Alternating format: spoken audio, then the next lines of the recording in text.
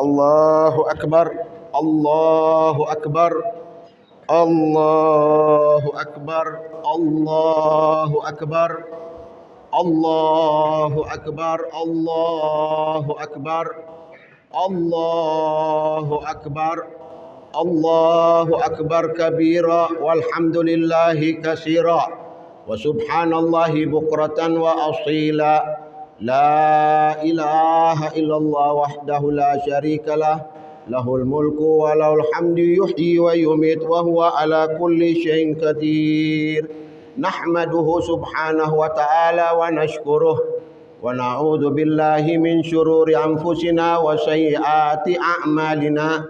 May yahdihillahu fala mudilla lahu wa may yudlil fala hadiyalah. Wa ashhadu an la ilaha illallah wahdahu la syarikalah wa ashhadu anna Muhammadan abduhu wa rasuluh la nabiyya ba'da wa quwwatul ummah wa linaili sa'adati fid dunya wal akhirah wa salawatullahi wa salamu alaihi wa ala alihi wa man tabi'ahum bi ihsanin ila yaumiddin. Amma ba'du fa ya ibadallah, usikum wa nafsi wa iyyakum bitaqwallahi faqad fazal muttaqun. Yaqulu subhanahu wa ta'ala, a'udzu billahi minasyaitonir rajim. Bismillahirrahmanirrahim. Ya ayyuhalladzina amanu taqullaha haqqa tuqatih wa la tamutunna illa wa antum muslimun. Ma'asyiral muslimin, jamaah salat Idul Adha yang dimuliakan oleh Allah Subhanahu wa taala. Pada hari ini kita sama-sama berkumpul, hari yang begitu istimewa. Hari di mana hari ini adalah hari kemenangan umat Nabi besar Muhammad sallallahu alaihi wasallam. Hari raya kurban adalah hari di mana kita mendekatkan diri kepada Allah Subhanahu wa taala. Allahu akbar, Allahu akbar, Allahu akbar walillahil hamd. Di mana-mana bergemuruh suara takbir serta tahmid kepada Allah Subhanahu wa taala. Dari mulai tanggal 9 Zulhijjah ketika matahari terbenam, maka seluruh penjuru dunia umat Sayyidina Muhammad sallallahu alaihi wasallam mengesahkan Allah, mentauhidkan Allah Subhanahu wa taala. Itulah yang disebut dengan kita membesarkan nama-nama Allah Subhanahu wa taala. Takbir Idul Adha melebihi takbir Idul Fitri. Karena takbir Idul Adha ketika mulai terbenamnya tanggal 9 Zulhijjah, yaitu setelah maghrib, kemudian dilanjutkan sampai hari tasyrik tanggal 13 setelah sholat zuhur. Oleh karenanya mereka-mereka yang berkurban, mereka-mereka yang ingin mendekatkan diri kepada Allah Subhanahu wa taala, maka mereka-mereka boleh berkurban di hari pertama setelah mereka melakukan salat, dan kemudian mereka berkurban atas nama Allah Subhanahu wa taala. Itulah yang disebutkan di dalam ayat Allah Subhanahu wa taala, bahwasanya orang-orang yang mendekatkan diri kepada Allah Subhanahu wa taala, inna a'tainakal kautsar fashalli li rabbika wanhar. Allahu akbar, Allahu akbar, Allahu akbar walillahil hamd. Hadirin jamaah salat Idul Adha yang dimuliakan oleh Allah Subhanahu wa taala. Peristiwa tentang hari raya kurban ini bukan peristiwa biasa. Peristiwa ini peristiwa agung, di mana Nabi Allah Ibrahim alaihissalam di bulan Zulhijjah ini ada beberapa nabi-nabi yang dimuliakan oleh Allah Subhanahu wa taala. Ada nabi-nabi yang diuji oleh Allah Subhanahu wa taala, mulai dari Nabi Yunus, Nabi Zakaria, kemudian Nabi Nuh alaihi salam, kemudian yang terakhir Nabi Allah Ibrahim alaihi salam, Khalilullah, kekasih Allah Subhanahu wa taala. Bagaimana peristiwa kurban ini terjadi? Di mana Allah Subhanahu wa taala memberikan cobaan yang teramat luar biasa kepada Nabi Allah Ibrahim alaihi salam. Nabi Allah Ibrahim lama menikah dengan Siti Hajar, tetapi tidak diberikan keturunan anak oleh Allah Subhanahu wa taala. Menunggu dari masa ke masa sehingga beliau berdoa dan berminta kepada Allah Subhanahu wa taala dengan doa yang ma'ruf yang kita kenal di dalam surat As-Saffat Al-Qur'an. Rabbi habli minas salihin. Ya Allah, berikan aku anak keturunan yang soleh, kata Nabi Allah Ibrahim. Wa wahabna lahu. Kemudian Allah terima doa Nabi Allah Ibrahim itu. Wa atainau bi ghulamin halim. Allah berikan dia seorang anak yang teramat sabar. Kalimat halim, teramat sabar, yaitu Nabi Allah Ismail alaihi salam.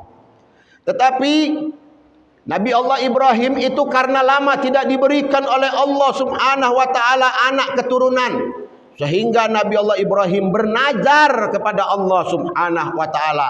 Qala ya Rabbi, wahai Tuhanku Allah, kalau seandainya Engkau berikan kepada aku anak laki-laki, maka anak itu akan aku serahkan kepada Engkau ya Allah. Dan apabila anak itu Engkau minta, maka akan aku haturkan ke hadapan-Mu ya Allah.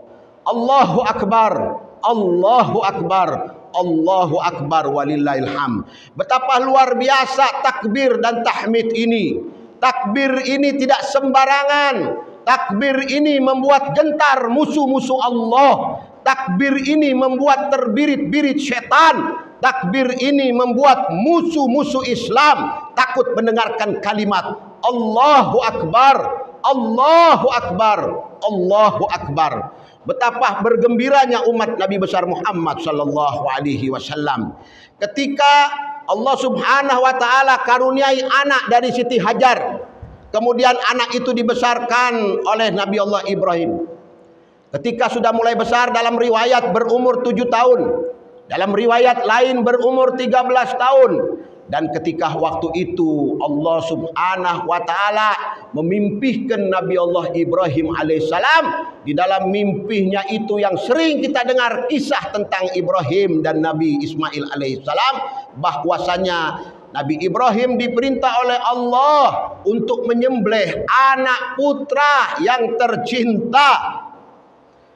Datanglah mimpi itu di malam pertama, yaitu bertepatan dengan malam Tarwiyah tanggal 8 Zulhijjah. Ketika bermimpi di waktu malam Tarwiyah, kemudian di pagi harinya Nabi Allah Ibrahim bingung. Nabi Allah Ibrahim berpikir, makanya artinya Tarwiyah. Tarwiyah itu artinya bingung. Tarwiyah itu artinya berpikir, merenung. Nabi Allah Ibrahim, apakah mimpi ini dari Allah ataukah mimpi ini dari setan belaka? Tetapi apa yang terjadi ketika malam kedua bertepatan dengan malam 9 Zulhijjah, yaitu malam Arafah, Nabi Allah Ibrahim bermimpi seperti mimpi yang pertama, diperintahkan untuk menjembelih putra tercinta Ismail. Disitulah disebut dengan puasa Arafah. Kenapa Arafah? Karena Arafah ya'rifu. Nabi Allah Ibrahim mengetahui dan memahami bahwasanya mimpi ini datang dari Allah Subhanahu wa taala. Allahu Akbar, Allahu Akbar, Allahu Akbar walillahil hamd. Hadirin yang dimuliakan oleh Allah Subhanahu wa taala, betapa menyedihkan peristiwa penyembelihan ini.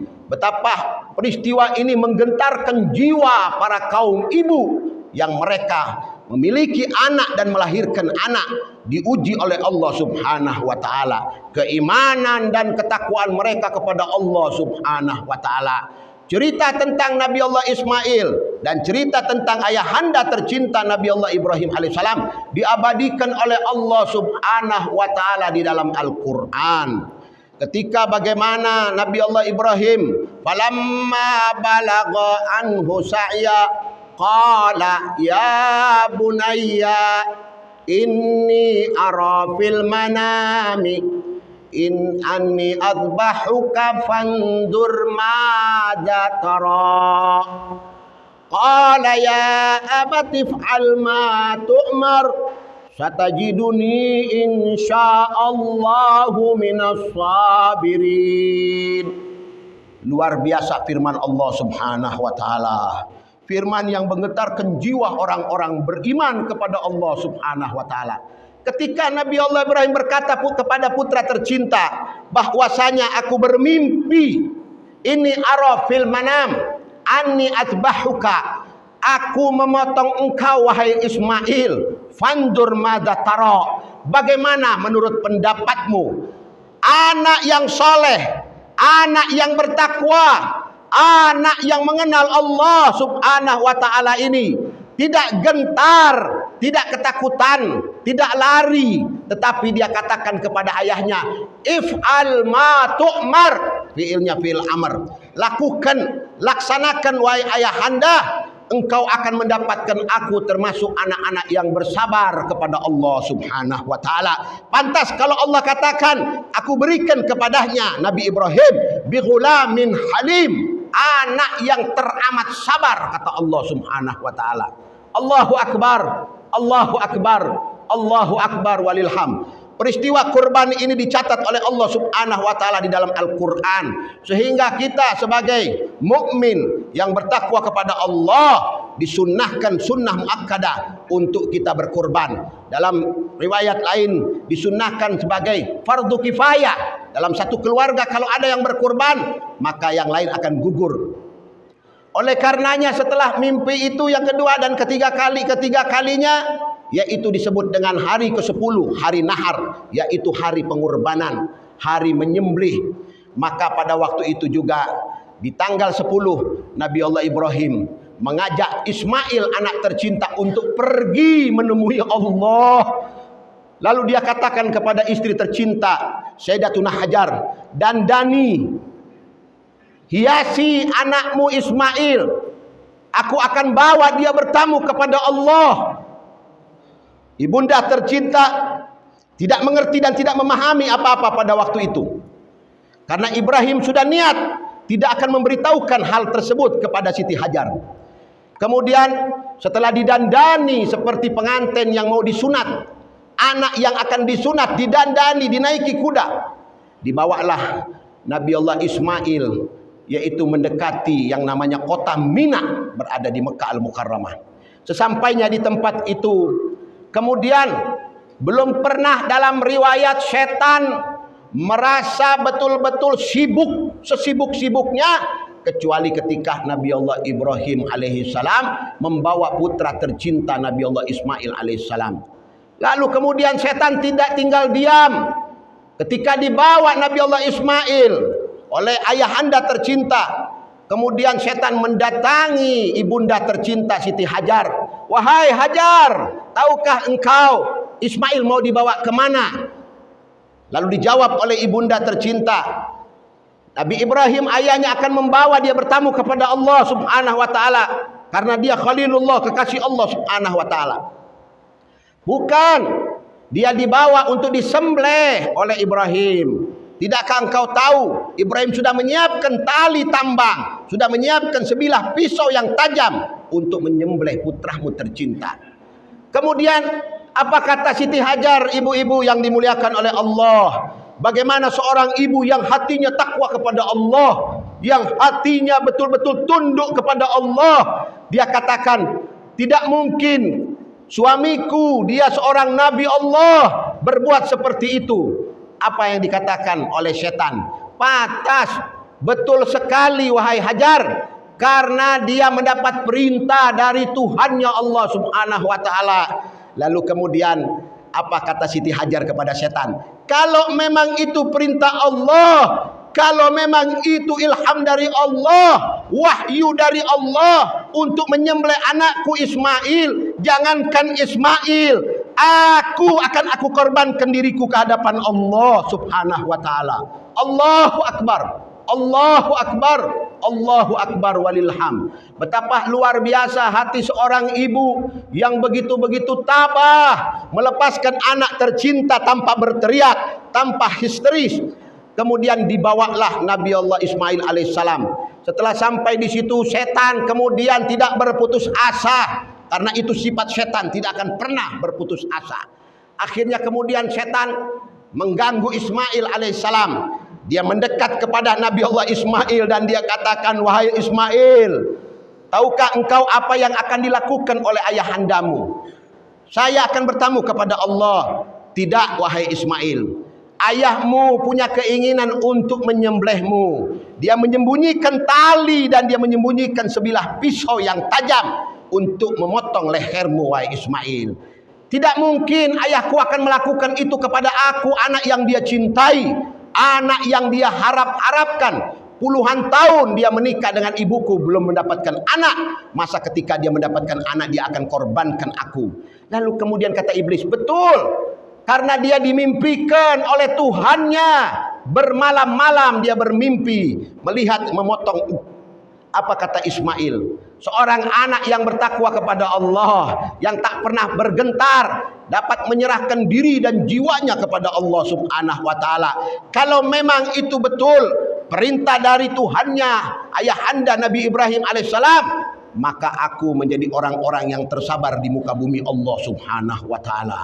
Allahu Akbar, Allahu Akbar, Allahu Akbar walillaham. Kemudian setelah itu setan kemudian mengusik kembali dan mengganggu Ismail. Sampai diceritakan di dalam riwayat, Ismail mengambil batu yang besar lalu dilemparkan mengenai dan memecahkan batu iblis. Laknatullah, larilah iblis. Makanya di situ di dalam haji diwajibkan orang untuk berjumrah, untuk melempar sebagaimana yang dilakukan oleh Sayyidina Ismail alaihi salam. Kemudian setelah itu dibaringkanlah Nabi Ismail alaihi salam. Ketika Nabi Ismail dibaringkan oleh ayahanda tercinta, lalu Nabi Ismail berpesan kepada ayahanda, wahai ayah, lepaskan jubahmu. Aku takut nanti darahku ini muncrat mengenai bajumu dan nanti akan dilihat oleh ibu dan ibu tidak akan melupakan peristiwa ini.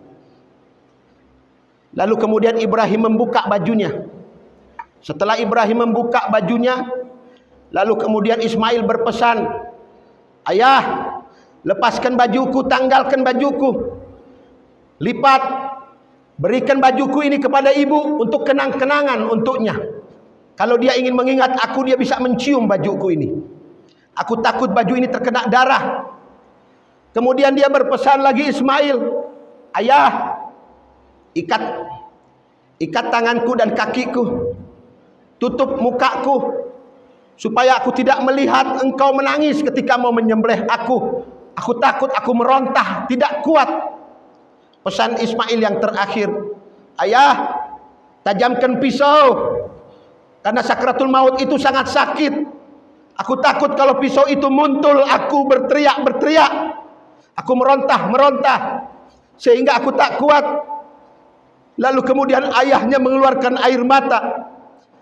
Kemudian dia berkata, ya Allah, aku serahkan semua ini kepadamu.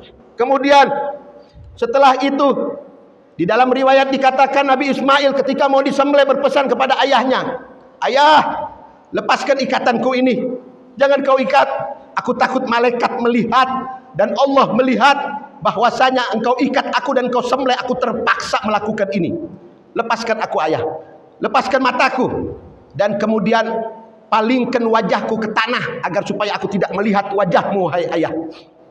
Ketika dipalingkan wajah Nabi Ismail yang ganteng, Nabi Ismail yang betul-betul anak, menjadi penghibur di waktu libur, menjadi penghibur di waktu kita sulit dan susah. Karena anak zinatul hayatud dunia, hiasan dunia. Siapa orang yang tidak cinta kepada anaknya? Siapa orang yang sudi akan mengorbankan anaknya? Kecuali Nabi Allah Ibrahim dan Siti Hajar kepada Allah Subhanahu wa taala. Allahu Akbar, Allahu Akbar, Allahu Akbar walillaham. Setelah kemudian akan dipotong, kemudian Nabi Allah Ibrahim mendekatkan pisau itu di leher anak tercinta Ismail. Tetapi ketika mau disembelih Nabi Allah Ismail, pisau tidak mempan. Pisau tak kuat untuk memotong leher Nabi Ismail alaihi salam. Kemudian marah Nabi Allah Ibrahim. Lalu kemudian dia lihat pisau tersebut, kemudian dia ketokkan di batu. Ketika diketukkan pisau itu di batu, maka batu itu terbelah menjadi dua. Lalu Ibrahim berkata kepada pisau itu, ya Sikin, engkau bisa memecah batu tetapi tidak bisa menyembelih anakku Ismail. Fa alhamallahu ila dzalika Sikin. Kemudian Allah ilhamkan kepada pisau tersebut, diam, jangan kau potong kekasihku Ismail. Jangan pernah kau sembelih kekasihku, akan aku gantikan dia dengan kibas yang gemuk, yang besar, yang bertanduk.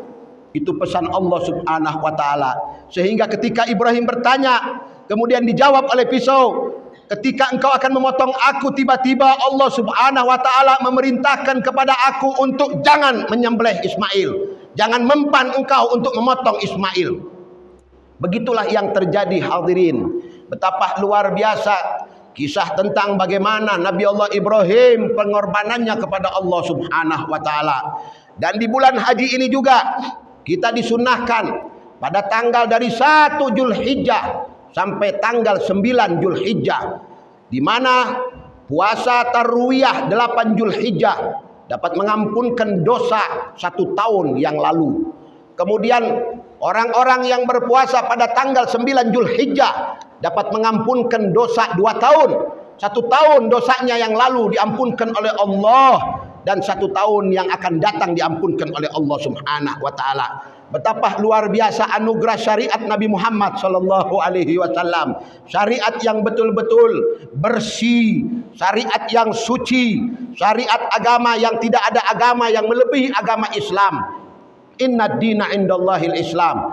Agama yang dicinta oleh Allah Subhanahu wa taala, di mana manusia-manusia ketika memasuki Idul Adha mereka disunahkan untuk berkurban.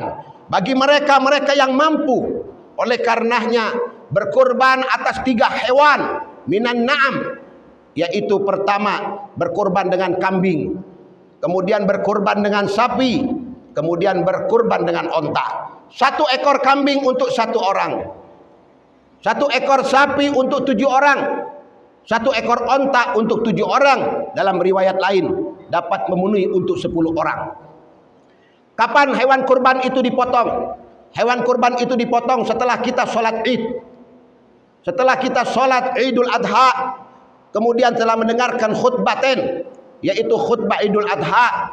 Ketika pulang nanti kita ke rumah, baru kita mendekati orang-orang di Tarim, orang-orang di Hadramut, sejuta wali Allah Subhanahu wa taala, negeri yang penuh dengan rahmat Allah Subhanahu wa taala, kota Tarim. Mereka itu kalau menyiapkan kambing kurban mereka atau onta-onta yang akan mereka kurbankan, setiap dari mulai tanggal 1 Zulhijjah sampai tanggal 10, mereka selalu mendatangi hewan kurban mereka, melihat, bertakbir kepada Allah Subhanahu wa taala, mengesahkan dan mentauhidkan Allah Subhanahu wa taala.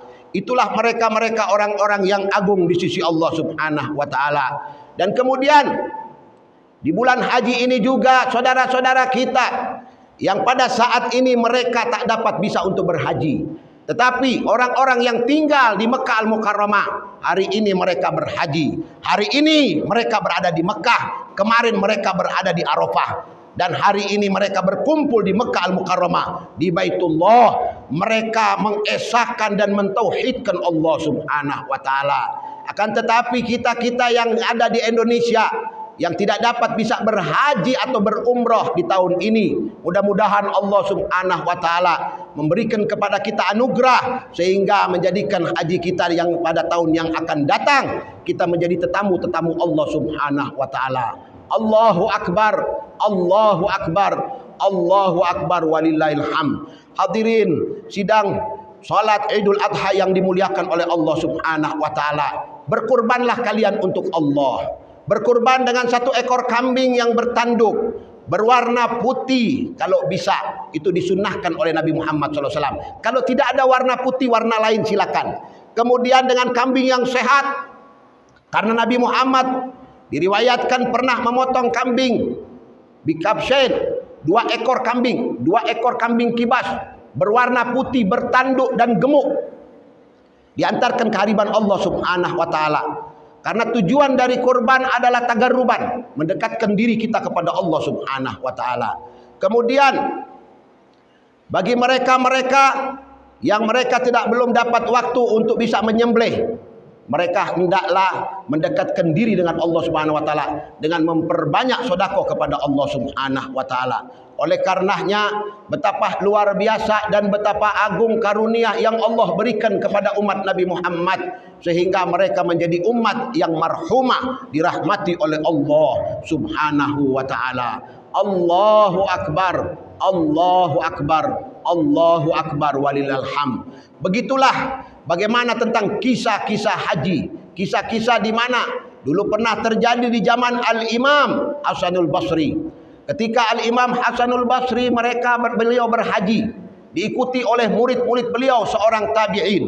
Ketika beliau sampai di Mekah Al-Mukarramah, tiba-tiba rasa ngantuk yang menyelimuti beliau sehingga beliau tertidur di dekat Ka'bah. Ketika beliau tertidur di dekat Ka'bah dalam keadaan sedang sujud, tiba-tiba Al-Imam Hasanul Basri bermimpi. Dalam mimpinya dia melihat dua orang malaikat Allah Subhanahu wa taala, dua makhluk Allah Subhanahu wa taala turun dari langit di saat musim haji dan Imam Hasanul Basri berhaji. Kemudian dua orang malaikat itu berdialog. Yang satu malaikat berkata, "Berapa jumlah manusia-manusia yang berhaji tahun ini?" Lalu dikatakan oleh malaikat yang satu, jumlah mereka 700.000. Lalu kemudian berkata lagi malaikat yang satu, dari 700.000 itu berapa yang diterima hajinya oleh Allah? Lalu berkata malaikat yang satu, la yukbal ahadun minhum. Tidak ada satupun di antara mereka yang diterima hajinya oleh Allah Subhanahu wa taala.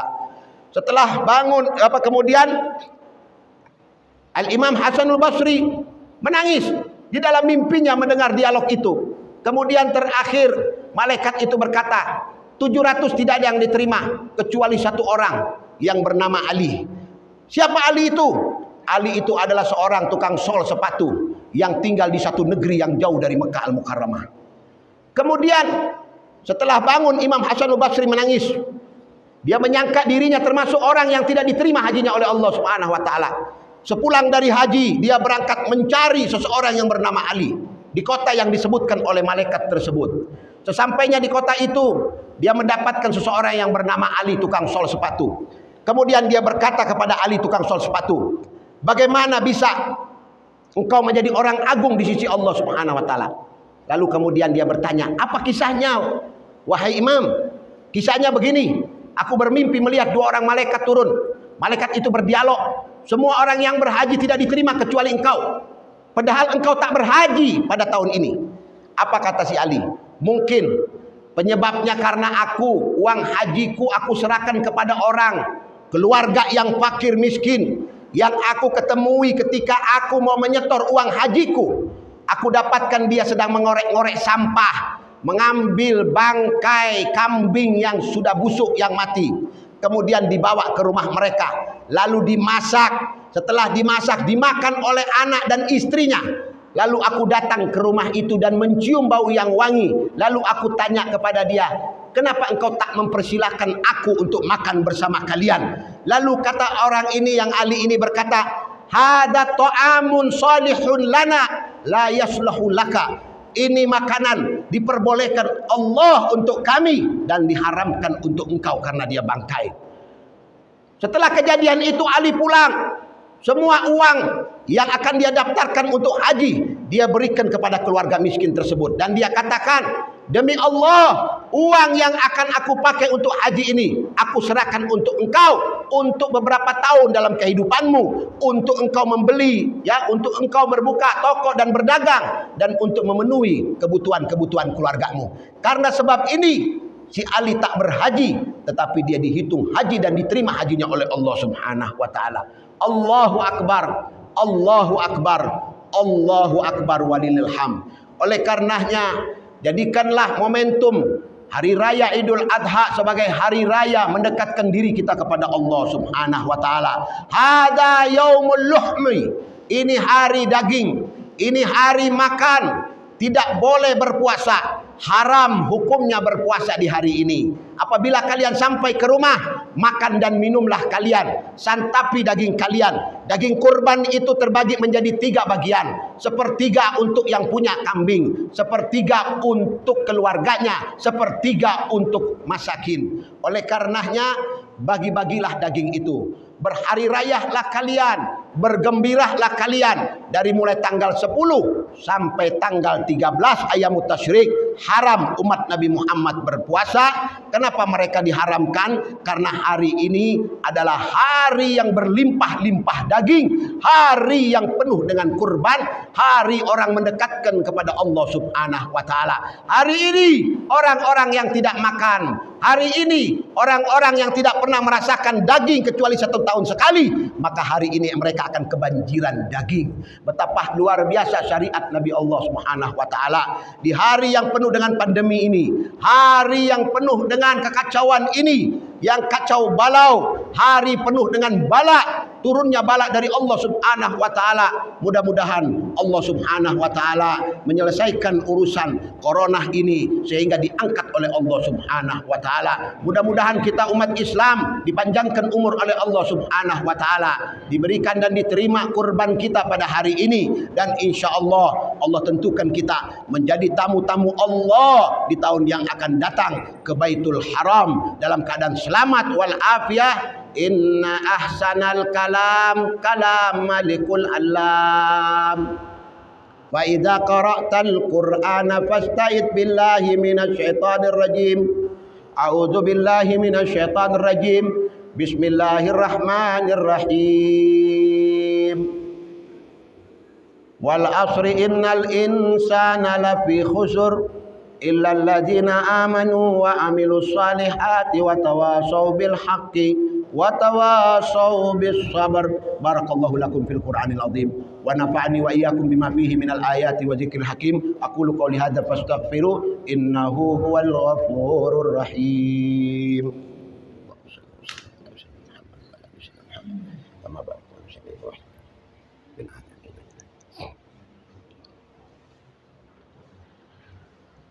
Allahu akbar, Allahu akbar, Allahu akbar, Allahu akbar, Allahu akbar, Allahu akbar, Allahu akbar, Allahu akbar kabira, walhamdulillahi katsira, wa subhanallahi bukratan wa asila.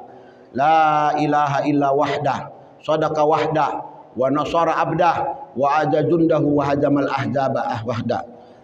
Alhamdulillah wassalatu wassalam ala Rasulillah Muhammad ibni Abdullah sallallahu alaihi wasallam. Hamdan katsiran kama amar. Asyhadu an la ilaha illallah irghaman liman jahada bihi wa kafar.